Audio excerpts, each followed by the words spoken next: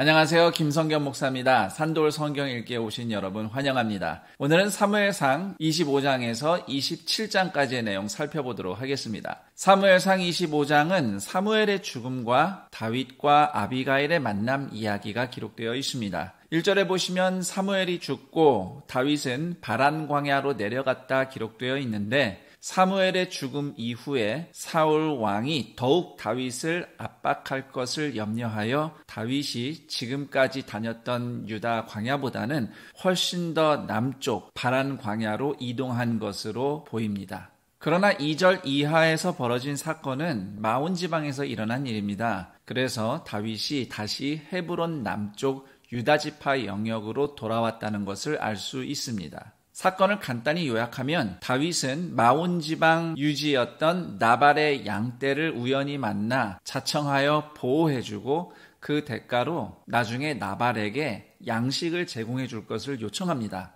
그러나 나발에게 거절과 모욕을 당합니다. 그러자 다윗이 복수하기 위해서 나발 집안을 치기 위해서 길을 떠나는데, 나발의 아내 아비가일의 현명한 개입으로 다윗은 칼을 거둡니다. 대신 하나님이 직접 나발을 치시고 다윗은 과부가 된 아비가일을 아내로 맞아들인다는 이야기입니다. 여기서 몇 가지 살필 점들이 있는데요. 우선 첫 번째는 다윗이 나발의 양떼를 보호한 것은 야생에서 유목하는 목자들에게는 정말 큰 도움이었습니다. 특히 그 당시 유다 남부 지역은 블레셋이나 아말렉 외에 여러 약탈자들에게 노출된 안전하지 못한 지역이었어요. 14절에서도 나발의 하인들이 다윗에게 빚을 졌음을 인정하고 있습니다. 그러므로 중동의 문화에 비춰보면 나발에게는 다윗의 호의에 답례를 할 사회적 의무가 있어요. 그러나 다윗에게 답례는커녕 모욕을 한 나발은 정말 나쁜 사람이었던 것입니다. 그런 나발을 25절에 보면 아비가일은 미련한 자라고 평가하는데, 성경에서 미련한 자란 시편 14편 1절 말씀처럼 하나님을 경외하는 마음이 없는 사람입니다.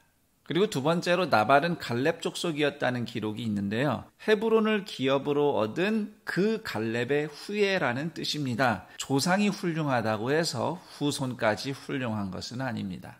그리고 세 번째로 지혜로운 아비가일은 단지 나발 집안과 자기 자신의 생명을 구한 것뿐만 아니라 26절 말씀처럼 다윗이 하나님보다 앞서서 스스로 복수하는 죄를 막았습니다. 그리고 28절에서 31절에는 아비가일이 하나님의 뜻을 아는 지혜로 다윗의 미래를 축복하는 대목 또한 중요하다고 하겠습니다. 당시 아비가일이 보여준 행동을 보면 사실상 집안 경영에 많이 관여한 것으로 보입니다. 아비가일은 잠언 31장의 현숙한 여인을 떠올리게 합니다. 어쨌든 하나님의 마음으로 다윗을 축복하고 다윗이 하나님 앞에서 범죄하지 않도록 지혜롭게 안내해준 아비가일을 만난 것은 다윗에게 복입니다. 성경엔 언급이 없지만 이후 다윗의 행보에 많은 지혜와 조언을 아비가일이 제공해 주었을 것이라고 생각됩니다. 그리고 다윗이 여러 아내를 둔 부분은 근본적으로 에덴에서 제정된 가정상에는 어긋나지요. 하나님이 그런 것을 지지했다고 볼 수는 없습니다. 대신 성경은 그런 것들을 일일이 지적하지는 않고요. 그냥 그 시대의 한계로 용납하고 있는 그대로 서술하는 입장을 취하고 있습니다. 물론 이렇게 적혀 있다 해서 우리가 그렇게 본받아도 된다는 의미는 아니라는 건 여러분 잘 아실 겁니다. 그리고 당시 다윗의 부인이 아히노암이 또 소개되는데, 아히노암의 고향 이스라엘은 우리가 아는 그 사마리아 산지 북쪽의 이스라엘 평야가 아니고 헤브론 남쪽 마온 부근의 이스라엘이라는 곳이에요. 그리고 여기에 갈멜이라는 지명도 또 나오는데, 이거 엘리야와 관련 있는 그 갈멜산이 아니고 헤브론 남쪽 지방의 이름입니다. 참고로 저 갈릴리 지역에도 베들레헴이라는 동네가 또 있어요. 물론 예수님이 태어나신 유다 지방 베들레헴과는 이름만 같고 다른 지역입니다. 그리고 25장 맨 끝에 다윗의 본처였던 사울의 딸 미갈이 아버지에 의해 강제로 다른 남자와 재혼한 기록이 등장하는데요. 참고로 다윗은 미갈과 이혼한 적이 없습니다. 그냥 사울이 다윗과 사울 가문의 끈을 끊어버림으로써 다윗의 입지를 좁게 만들 의도로 그렇게 행동한 것 같습니다.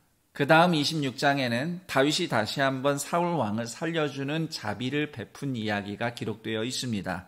또다시 10지역 사람들이 사울에게 다윗의 위치를 알려주고 사울은 3,000명의 군대를 이끌고 10광야로 쳐들어옵니다.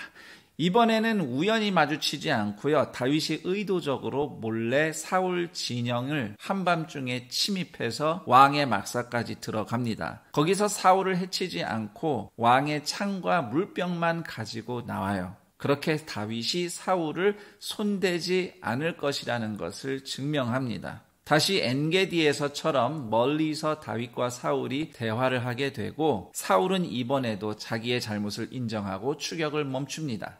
26장에서 우리가 눈여겨볼 구절은 10절이에요. 여호와께서 그를 치시리니 혹은 죽을 날이 이르거나 또는 전장에 나가서 망하리라. 다윗은 24장 12절에서도 하나님이 나를 위해 왕에게 보복하실 것이며 그러므로 내 손으로는 사울 왕을 해치지 않겠다고 말을 했거든요.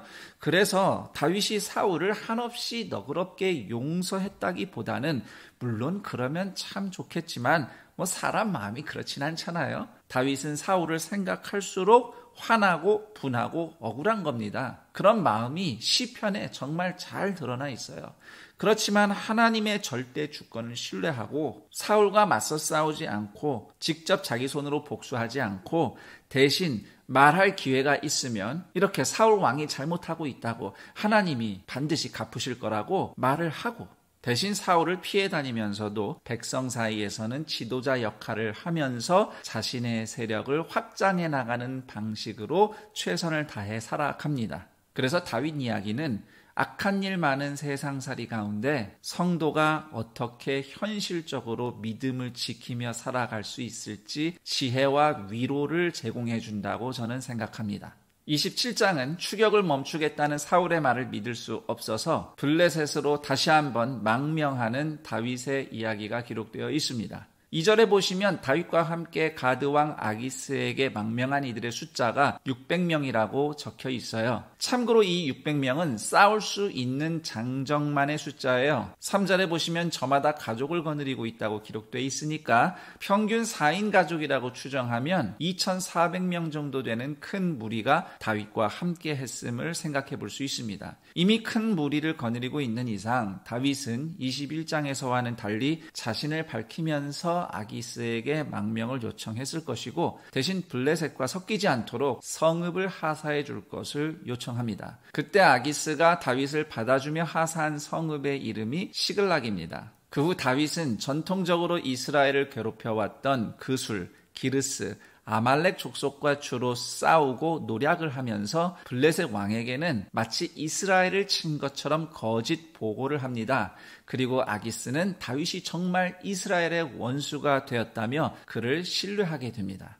1절을 보면 다윗은 자기 생각대로 판단해서 블레셋으로 망명한 것처럼 기록이 되어 있습니다. 다윗의 생각대로 정말 사울은 다윗을 추격하기를 멈추긴 했는데 그래도 23장에서처럼 다윗이 하나님께 여쭈었다면 하나님은 무엇이라고 답하셨을까 궁금합니다. 성경이 당시 다윗의 처신에 대해서 당장 평가를 내리진 않습니다. 대신 그때 다윗이 얻은 시글락이 이후 계속 유다 땅이 되었다는 6절의 기록은 그 와중에도 이스라엘의 기업을 위해 하나님이 행하신 선하신 일을 증거하고 있다 하겠습니다. 자, 여기까지 사무엘상 25장에서 27장까지의 내용 살펴봤습니다. 그럼 전 여기서 인사드리고 내일 그 다음 내용과 함께 여러분 다시 찾아뵙겠습니다. 감사합니다.